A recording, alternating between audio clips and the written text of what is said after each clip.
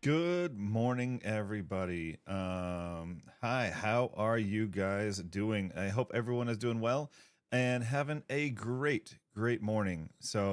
Um, I hope everyone is surviving the rain. It is definitely rain soaked here. We had a soccer game last night and it was in the rain. It was pretty fun, but I'm sure Ella enjoyed it a lot. But today we're going to be talking about a number of subjects. Yes, the government shutdown is over. It's finally over and everybody is back to work, so that is good news.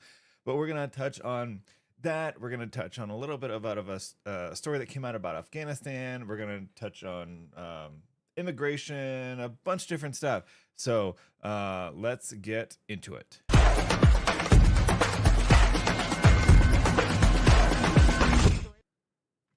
All right, so our first story today is going to be about Afghanistan. It's kind of a weird one, right? We haven't really talked about them quite a lot, but this news story came out recently. Basically, it looks like they're reporting that the CIA actually dropped modified poppy seeds to sabotage the Afghan opium trade. That's pretty interesting, right?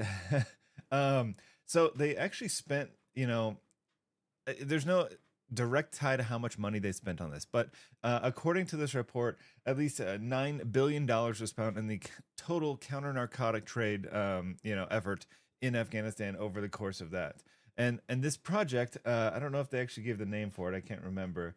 Um, Took place from 2007 to 2011, and they actually basically like airdropped poppy seeds onto the fields, not necessarily in bags, but like airdrop them into the fields, um, so that way they would grow. Excuse me, and they were actually like low morphine plants, so they wouldn't produce very much morphine, right? So it'd lower the drug trade. Super interesting stuff. But come to find out, like rebounded once they figured out, that hey, these seeds aren't working, and they got new seeds, and then they sprouted those. It's pretty funny. Like they didn't think that Afghan people would figure it out, but they did. So uh, it's very interesting, though. It's very interesting to see what the U.S. government will try and do to get their motives done. And so that's the only reason I wanted to bring this one up, because I thought it was super interesting. And I'd never heard of this, and I don't know if it just broke or just got declassified or something, but very interesting. CIA dropping modified poppy seeds into Afghanistan. Um, so this is kind of related to the government shutdown. Is the next one here we'll cover, and that is the U.S. Postal Service. It is losing money hand over fist. Surprise. Um, the problem is that yeah, they posted a $9 billion loss. The problem is that if you guys weren't aware, that the post office is actually self funded, right? So they don't take any government money. That's why during the government shutdown, especially, the post offices are still working. The postal workers are still working. They're still getting paid because they're all self funded by stamps and other things like like that. They don't take any money from the budget. So but I can see why this is a problem, right? Everyone's switching to email. Like, not everyone is, compared to 20, 30 years ago when everything was sent via, priority mail, express mail, packages, you didn't have email. Everything was sent via post office. And so they're struggling now. And they still struggle even though they are raising prices like crazy all the time to first class mail, right? I mean, it's what? I don't even know.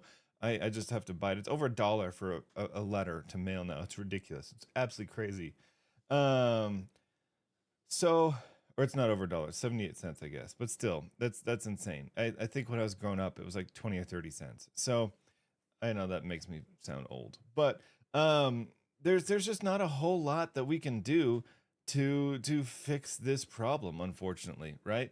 There And other than raising prices, you have to raise prices at the post office to make them more solvent, especially if they're going to be self-funded, because guess who gets to bail them out at the end of the day, even though they are self-funded, is the US government. Yep. So uh basically, yeah, they're because they're borrowing from the treasury. So anywho, super interesting story. Post office is losing money. Big surprise, right? Big surprise. All right. So, just wanted to touch on like end of this government shutdown stuff, right? This is a big one because if you knew, if you're paying attention, right, they cut like 10% of flights, right, towards the end of the shutdown, like the last week or two. And that was because they're trying to reduce the amount of flights because the air traffic controllers were just not there because they were being forced to work for a month, month and a half in a super stressful job and they weren't getting paid for it. So what do? Like I would definitely do in that case is I would call in sick, right? Take some sick time. I'm not going to work and not get paid. I'd at least stay home and try and find something else to do to make money. And so that's what they were doing. And so it was becoming increasingly harder for planes to get things done safely. And so that was what the government said, hey, you got to cut 10% to all of the airlines off of all your flights so we can alleviate some of the stress on air traffic control. Well, the government's reopened again, and we knew that it was going to take some time to kind of filter back to normal, right? And so basically, this story, what it's reporting is that they're now reducing it to a 3% cut from it's kind of shifted back from 10 to 6, now 3, just to kind of start gradually ramping up the flights to what they were pre-government shutdown. So we are getting there. You're still, if you're flying somewhere, you're still going to find you're going to have issues, but it is going to get better. So that's the good news, right? Is that things are improving and things are getting better and your flights will return back to normal. So anyway, just quick push for that. Government shutdown's over, but so this is going to provide some interesting things. So I just thought you guys would enjoy this article, right? It has almost nothing to do with what we normally talk about, but I found it interesting, so I figured you guys might find this interesting. Is that the government has released a bunch of declassified records on Amelia Earhart, right? Like, I found this interesting because I was like, wait, they had classified records on Amelia Earhart, right? Like, that's kind of surprising to say the least, So I like it is, yeah. So I'll read through this here because I found this interesting and I wanted to read through this with you guys. But so Friday, U.S. National Archives published a batch of newly declassified government records, right? Okay, with more files to be posted on the National Archives website as they're declassified. President Trump ordered the declassification in September amid fascination of historians and the public about her flight. They contain newly declassified National Security Agency files, last known communications, weather, plane conditions, and possible search locations. But aviation experts say the material is unlikely to shed new light. And explorers claim to find possible wreckage of Earhart's plane, while the prevailing belief remains that Earhart and Fred Noonan ran out of fuel and ditched near Howland Island. So in the end, not anything life-changing or crazy, right? But it is interesting. You will start, they're starting to release some information about her, but that's pretty much it. I don't think it's going to be game-changing for what they release, in terms of files, but it's still pretty cool, right? Still pretty cool because it could help. And to be honest, I don't even know where Howland Island is. So let me see here. I'm going to bring up Google Earth because I imagine it's somewhere in the middle of the Pacific, right? So, sorry, I'm bringing up Google Earth, but I don't want it to bring up with like starting on my house, which it just did. So that's why I'm doing this. All right. So here we go. This is in Apple Valley, right? Which is where we live. All right. So let's do Howland Island. Where are we? Okay. Little tiny island that's supposedly where they ditched. Coral Island and Strict Nature Reserve located just north of the equator, 1,700 miles southwest of Honolulu, almost halfway between Hawaii and Australia. Okay. It looks like there's absolutely nothing on this island, by the way. So go ahead and zoom out. Baker Island is near there. Looks like a couple other things. It's over near Tonga. Tonga sounds familiar. I think they might have done like Survivor there one year or something. I don't really watch the show, but that just sounds familiar. Okay, it's over by the Marshall Islands, and it's over there near Hawaii. You can see kind of in comparison there where it's at. So it's practically in the middle of nowhere, But the good news is it looks relatively like not like there's not a whole lot of super deep areas outside of couple of these maybe smaller trenches. But so I mean, you might be able to recover something. You never know. That's kind of interesting. I don't know what her flight path was. I imagine she left from Hawaii and was probably going to the Solomon Islands, maybe, or isn't Wake Island over here somewhere? Over it's in the Marshall Islands. Oh, it's up north. Okay, never mind. But or Fiji. Maybe she's going to Fiji. That's a good stop. Anywho, super interesting. Sorry, that side note about Amelia Earhart. Super cool. So I did want to talk about Venezuela for a bit. So if you guys following our live streams and or the news over the past what has it now been? 2 months now or so. You know, we've been striking the boats in the Caribbean, right? Well, you know, and then we've covered stories about F-35 showing up there. We've covered stories about the carrier strike groups going down there. And then last week we talked about the what was it? The CIA operation to they did something, can't remember what it was now, but yeah. So basically this article is talking about how Trump is weighing Venezuela strikes, or more attacking Venezuela more, sorry, in comparison to the strikes. In another article I read, it actually said that he kind of knows what he's going to do already. So that'll be interesting to see. But we've definitely built up a large force around Venezuela, you know, and so I mean, Venezuela is not. Oh, I shouldn't have closed Google Earth. Venezuela is not like this crazy built up country, right? They are still using old Russian technology, you know, that is just not that great, you know. So if we had to go to war with them, like I'm not super concerned about, you know, being able to take them on, right? So here I brought up Google Earth. I shouldn't have closed it the first time. Sorry. But you can kind of see here where Venezuela is at in comparison to the rest of the world, and in comparison to, in comparison to South America. So it's got a pretty large coastline, just south of Puerto Rico, Santo Domingo, so the Dominican Republic, and them British Virgin Islands, all of that, right next to Trinidad and Tobago, which is interesting because it's a really nice country. And then you have Venezuela, right? Now they're using a lot of old technology, a lot of old Russian ships, old Russian fighters, and old Russian SAM defense systems, from what I have read. And so it's not going to be hard for our people to take care of it, right? So, but do we really want to? That's the question. I don't know if we really want to. I don't know if it's really worth it, like I've said in the past. But I think we're doing a lot of good with these drug strikes, right? And so, you know, basically, he's just talking about that. He's like, well, is it going to be worth it? We've had 20 attacks on drug traffickers.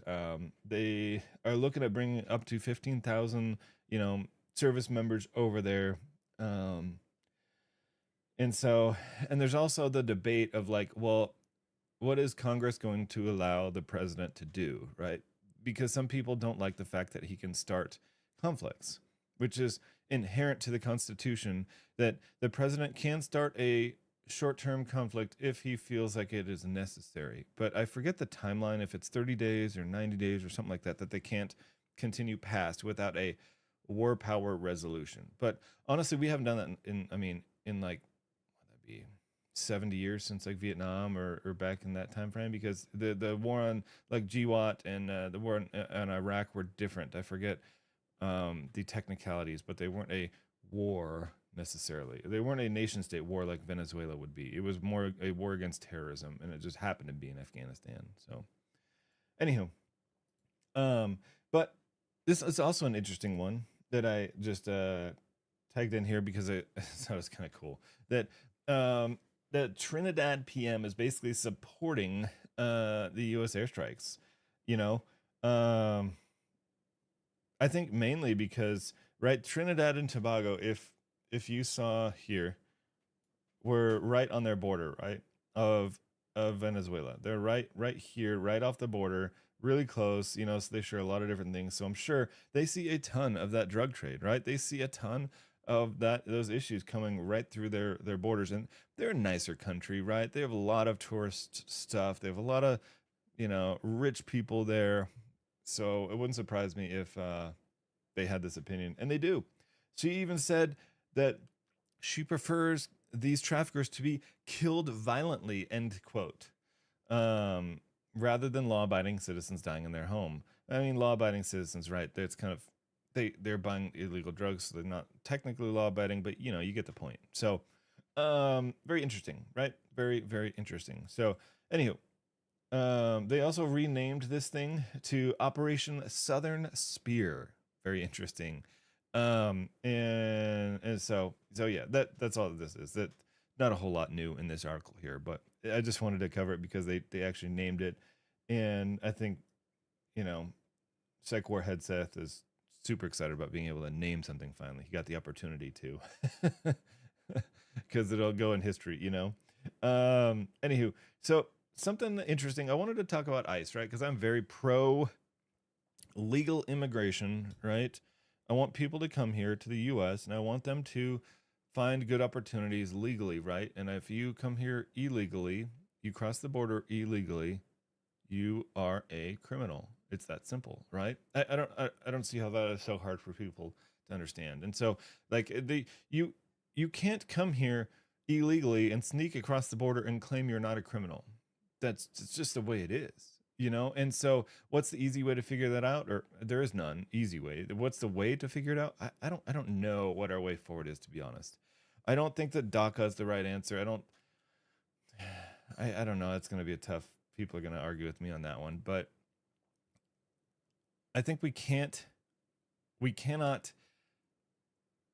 glamorize or reward illegal or bad behavior. I mean, as a parent, you guys will know that you can't do that, because that'll just encourage it more.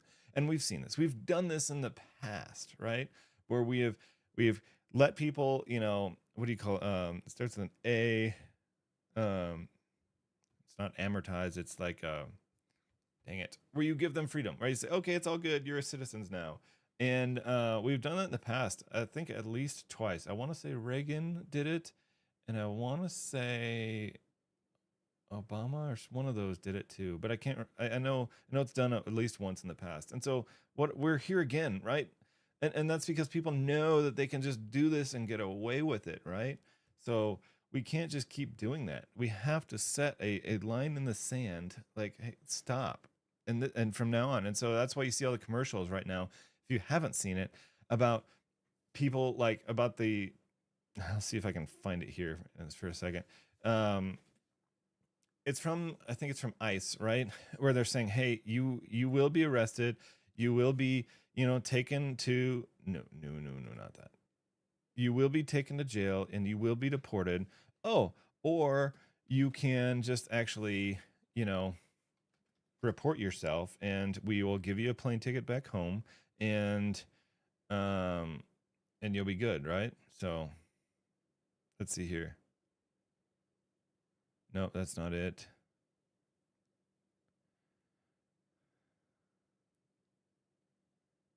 Oh, here we go. Okay.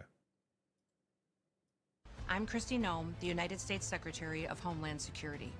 Thank you, President Donald J. Trump, for securing our border, for deporting criminal illegal immigrants, and for putting America first. President Trump has a clear message for those that are in our country illegally. Leave now. If you don't, we will find you, and we will deport you. You will never return. For too long, weak politicians left our borders wide open. They flooded our communities with drugs, human trafficking, and violent criminals. They put American lives at risk. Well, those days are over. If you leave now, you may have an opportunity to return and enjoy our freedom and live the American dream. But understand this. Under President Trump, America's borders are closed to lawbreakers. Follow the law, and you'll find opportunity. Break it, and you'll find consequences. The choice is yours. America welcomes those who respect our laws, because a strong nation is a safe nation. So I thought that was super interesting, right? Excuse me, I'm trying not to sneeze. I thought that was super cool. I mean, that's perfect, right? Hey, leave. We'll let you go. We'll let you go home, right? Free ticket home. and then you may come back, right? If you can apply and do it the legal way. But if you don't, then we're going to send you home, and you're not going to be allowed to come back. So I think that's exactly what we should be doing, and that's awesome. Good on them. Good on them. So it looks like also that there's going to be more Border Patrol agents sent to Charlotte, which is very interesting. And it's basically one of their crackdowns that they've been doing, right? Where they've had these huge operations, like I want to say in Florida, they arrested like 130 people recently.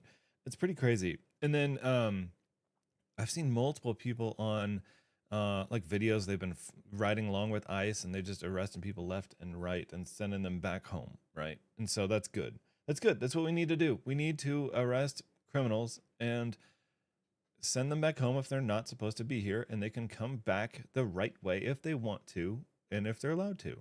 Pretty simple. I don't understand why that's so hard. Why is that so hard for people to get? I just don't get it. Maybe I'm just too normal. I don't know. So new thing there. So that'll be really good. I wonder if, let me see if I can find that video that's talking about what they did while they were there. ICE Operation Florida.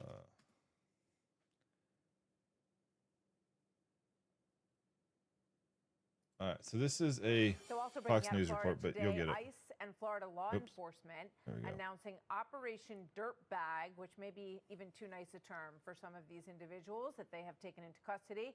They've arrested more than 200 criminal illegal aliens during the 10-day crackdown as part of this operation. Some of the worst, convicted of sexually abusing young children and attempted murder. Many of them still in America years after immigration judges ordered their removals. That never happened. Watch. That's crazy.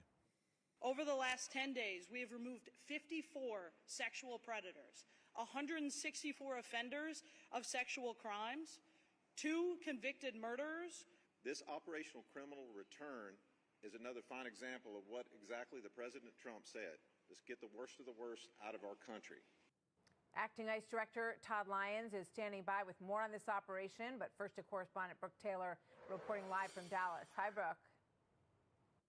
Hi, Martha. Yeah, this was a 10-day operation targeting criminal illegal migrant sex offenders, and the goal to take them off the streets of Florida. Take a look at this video we have of showing these arrests here. This was a partnership between ICE Miami and also the Florida Department of Law Enforcement. They dubbed this Operation Dirtbag, as you mentioned. In total, they arrested 250 illegal migrants. Again, this is just in a 10-day span. ICE says that includes 54 sexual predators, 164 offenders of sexual crimes, and 2 convicted murderers. These heinous criminals have gone and attacked children at their most vulnerable state, and law enforcement has stepped up to the plate to remove them from the communities. That is running around in our country, and we got to expel that from our country. And here is a look at some of the worst who were arrested as part of this Operation Dirtbag: child predators, rapists, and violent criminal illegal migrants with convictions that range from sexual assault of minors to battery and attempted homicide. Now, this was all part of the 287G partnership, Martha, and that basically allows local law enforcement to go up and question anyone that they suspect is here illegally and then make that arrest. They hope that other states learn from this, and they also start to implement that 287G program, which, as you saw here, could lead to many arrests. So it's super cool, right? So they're going to do that in Charlotte, and we can only hope for some good things to come out of it, right? I think it's awesome. I think it's awesome what ICE is doing. They're doing a lot of good things and taking a lot of people off the streets that shouldn't be there, you know? So that's good. All right. That's basically all of the articles I had. Hopefully this doesn't start automatically, and it's going to. It's more sweet. Okay. So that's all basically the articles I had for today. I did have our video preview. Oh, one thing wanted to touch on real quickly. Hey, ooh, geez, I'm totally behind on this, and I should have grabbed it, and I forgot. Hang tight with me. So, nope, there we go. So basically, all of these articles here are on Ground News. Ground News is a huge part of this live stream here. They help me look at the different articles to see basically where the story is leaning, and also the factuality of the different stories, right? So they help me identify if something is a little biased one way or another, and then help me to see if things are very factual, so I can get a good idea of which articles I should pay attention to. So if you guys are interested in Ground News, there's a link for them in the description, and I have their ad right here. The news is divided. Ground News puts it back together, so you can see how many sources are reporting on any breaking story, where they fall on the political spectrum, how reliable they are, and who owns them. Compare headlines and read full articles to see which details are prioritized, exaggerated, or left out entirely. Because the more we understand the media, the more we'll understand each other. Visit ground.news to learn more. All right. And so, like I said, there is a link in the description on YouTube and Twitch, I believe, for everything. So on Ground News, if you're interested, so you can go check them out. It's pretty cool. So the other thing that I wanted to show you guys, like every week that we do here, is our video preview, right? So this week it's about water preparations and having a good, different, like tiered setup to your water prep, right? Because it's something that a lot of us don't think of. It's like, oh, we got some bottled water. Oh, we got a water filter. But what about like the in-betweens? And how do you lay that out? And how do you structure that? So today's video is about that. It is about 10 minutes long. And then I'll come up with you guys after it's done. And we will talk a few more minutes before we head out for today. So here, without further ado, here is the video. I really enjoyed making it. And it's got some cool AI shots in it. Here you go. It's 4 p.m. on a Tuesday. A major disaster, a cyber attack, natural disaster, grid down event, anything has just crippled the entire region. The power is out, and within 3 hours, every single bottle of water in every grocery store for 50 miles is gone. Done. Think of it like COVID 2.0. The taps run dry. What do you do? Most people in this country are less than 72 hours away from a life or death situation when the water stops. They have no plan. But you're not most people. You are a prepper.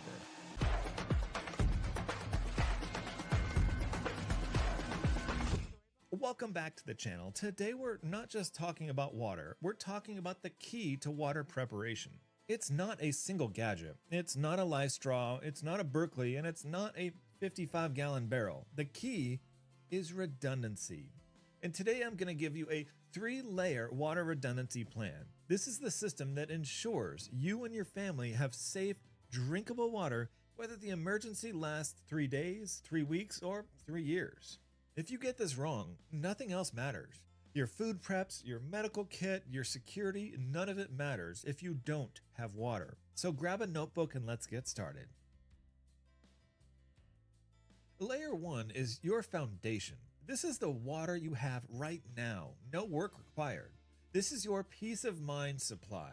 The rule of thumb is a minimum of 1 gallon per person per day. And I'd argue for 2 gallons if you live in a hot climate or want to account for hygiene and cooking.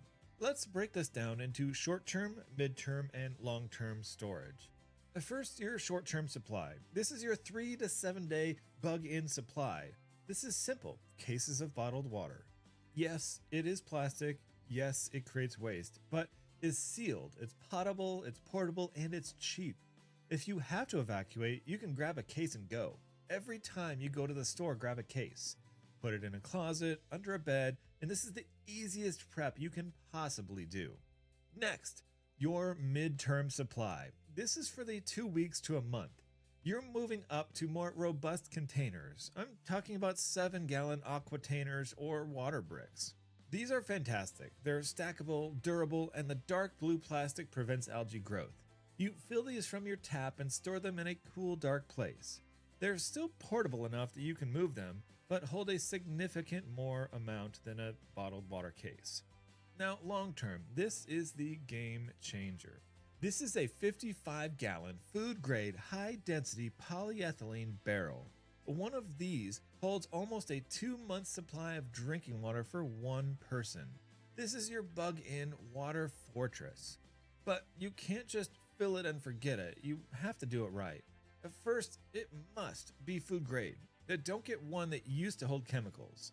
Second, you have to clean it. Even if it's new, rinse it with a weak bleach solution, about 1 cup of bleach to 5 gallons of water. Swish it around and dump it. Third, fill it. Use a water-safe drinking hose, not your green garden hose, which can have lead and other chemicals. Finally, you must treat it. The water from your tap has chlorine, and that chlorine will dissipate over 6 to 12 months, and you need to stabilize it. You can use 8 drops of plain, unscented chlorine bleach for every gallon of water, or you can use a commercial water preserver. Treated this way and stored in a cool, dark place, this water is good for 5 years or more. Layer 1 is your buffer. It buys you time, but what happens when this runs dry? This is your first line of active water sourcing. This is where you take a questionable water source and make it safe. We need to understand 2 key terms here though, and that's filtration and purification. The filtration removes things. It's a physical barrier. It strains out the bugs, protozoa like Giardia and bacteria like E. coli. Purification kills things. It neutralizes the smallest threats, viruses which are often too small for a filter to catch, and it can also neutralize some chemical contaminants. Let's start with the filters. Every prepper should have these 3. First, your personal portable filter. This is the Sawyer Squeeze. In my opinion, it's one of the best prepper items you can buy for under $50. It filters up to 100,000 gallons. It's small enough for your get-home bag or your bug-out bag, or just to keep in your car. It will take care of pond water, river water, or even puddle water and make it safe to drink from a biological standpoint. Second, your home base camp filter. This is your family's workhorse, a high-quality, gravity-fed water filter. You pour in water from the top, from a rain barrel, a creek, even your layer 1 storage if you're worried about its quality, and gravity does the work. It pulls the water through powerful carbon and ceramic elements, giving you crystal clear, safe water out the spigot. These are amazing because they don't require power. No electricity, no batteries, just gravity. And third, a high volume field filter. This is for processing a lot of water quickly. If you need to fill up your whole family's water bottles from a riverbank, a pump filter is much faster than a squeeze. But remember, filters have weaknesses, viruses. Most filters, even the best ones, don't remove viruses. And if you're in a stuff hits the fan situation where a sewage system has failed and contaminated the water supply, viruses are a real threat. That is why you also need Layer 3. Layer 3 is your final line of defense and your key to long-term, truly unlimited water. This is purification and collection. This is what you do when all of your stored water is gone and your filters aren't enough. First, let's talk purification, killing those viruses. You have just 2 main options here. Option 1 is chemicals. Water purification tablets or drops like Aquamira are fantastic. They use chlorine dioxide to kill bacteria, protozoa, viruses, all of that. But you can also use good old-fashioned bleach. You need to be careful though. It must be plain, unscented bleach. The ratio is tiny, just a few drops per gallon. Look up the proper ratios from the EPA and print them out. This is your last ditch, make safe method. Option 2, boiling. The original, the most reliable. Boiling water for a full rolling boil for 1 minute or 3 minutes at altitude will kill everything biological. Bacteria, protozoa, viruses, all of it. The downside? It uses fuel. And fuel is a precious resource in a grid down scenario. It also doesn't remove heavy metals, chemicals, or salt. So, what if your only water source is the ocean or a puddle contaminated with antifreeze? That's when you need the ultimate purification, distillation. Distillation is turning water into steam, leaving all contaminants behind, and then collecting the condensed pure H2O. You can build a solar still with a tarp. You can also do it on your stove if you have enough power or fuel. This is the only method that removes salt, heavy metals, and chemicals. It's slow, but it is 100% effective. And finally, the most important part of layer 3 is collection. You need a renewable source. This means knowing where to get water and when the tap is dry. Rainwater, do you have a rain barrel system? Do you have tarps and containers? Natural sources. Have you scouted your neighborhood? Do you know where the nearest river, lake, pond, or all-season creek is? How far is it? Is it safe to get to? And then hidden sources. Don't forget about your hot water heater. It holds 40 to 50 gallons of potable water, and the tank on your toilet, not the bowl, the tank, holds another 2 gallons or so. So let's review our 3-layered water redundancy plan here. Layer 1 is storage, your passive supply, bottled water, aquatainers, and 55-gallon barrels.